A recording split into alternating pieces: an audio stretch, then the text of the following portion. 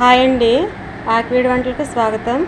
నేను ఈరోజు ఫ్లిప్కార్ట్ నుంచి ఫోన్ కొన్నానండి.